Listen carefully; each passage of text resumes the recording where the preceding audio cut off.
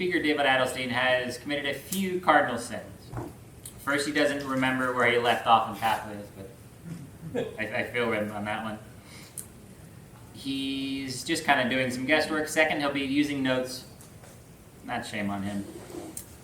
Third, despite signing up for the speech weeks ago, he wrote this speech in the wee hours of the morning when most are sleeping, thinking procrastination will help him with a better speech.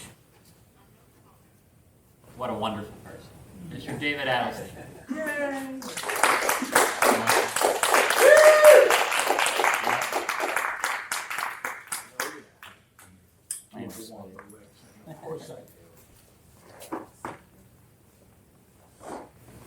Toastmaster is a great guy because I actually had him calling me a fool, and instead he called me a wonderful person. Kudos to him. Everyone here should pat themselves on the back. Go ahead, give yourself a pat on the back.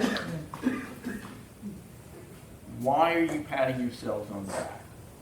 I'll tell you why. Because everyone in this room has taken a risk today, tonight. And that risk is being here today at Toastmasters. Because everyone here has taken the risk to be a better speaker, to be a better evaluator, and to be a better leader. No one is too good to speak. No one is too good to evaluate. What does that mean? That means everyone here can improve on their speaking. Doesn't matter who you are. Everyone here should be receptive and is receptive to constructive criticism. And everyone here should welcome that criticism or critique, because everyone here has taken the risk to improve.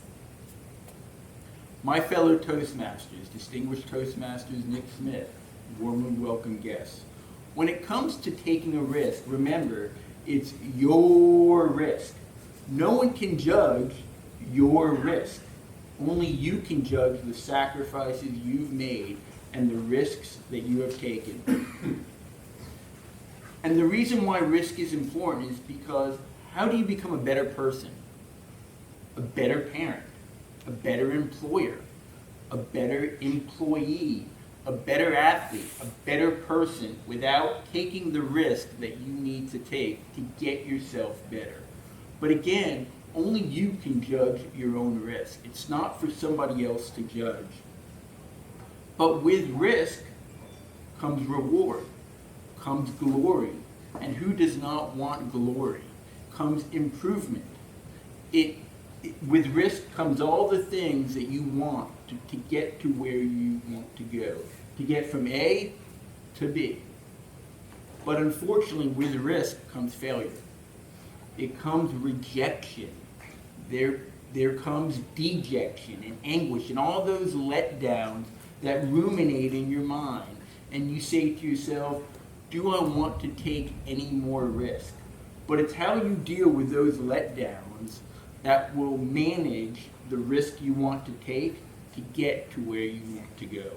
I can tell you, on my behalf, I've had many of indiscretions and more failures than I care to admit. I didn't get into the college I wanted to go to. Apparently Harvard has some academic requirements that I didn't achieve. I didn't go to the grad school that I wanted to go. I flew all the way to Fresno, California to go to a grad school in forensic psychology, which at that time was the only school that had the program I wanted. And as soon as I landed, they looked at me and they said, what in the world are you doing here? I didn't get my first job. I didn't go to the law school that I wanted to go to. I really wanted to go to Tulane. I sent in my application on Monday, and by Monday night, I already got my rejection letter. The mail worked that quick in that instance. I didn't get the internship I wanted in college. I wanted to intern with the U.S. Marshals. But apparently the federal government at that time had drug testing requirements, and it was the 90s, and that just wasn't going to happen for me. I got fired from my very first job as a lawyer. Apparently my employer didn't like me telling him what I thought of him after he told me what he thought of me. These were all letdowns. Were they risk? Some were risk. Some definitely were not risk.